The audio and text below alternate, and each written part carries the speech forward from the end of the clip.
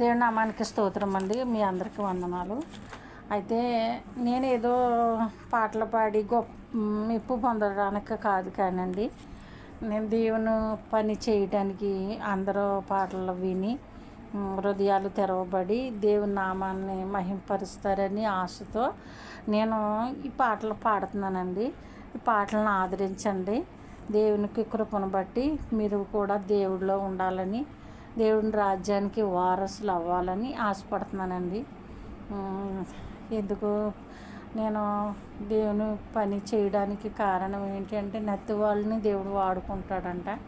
అలాగే నేను ఎందుకు పనికిరాందానండి, దేవుని కృపను బట్టి, ఆయన ప్రేమను బట్టి ఈరోజు నేను పాటలు పాడుతున్నానంటే ఆయన కృప అండి. మీరు అందరూ ఆదరించాలని మీకు వందనాలు.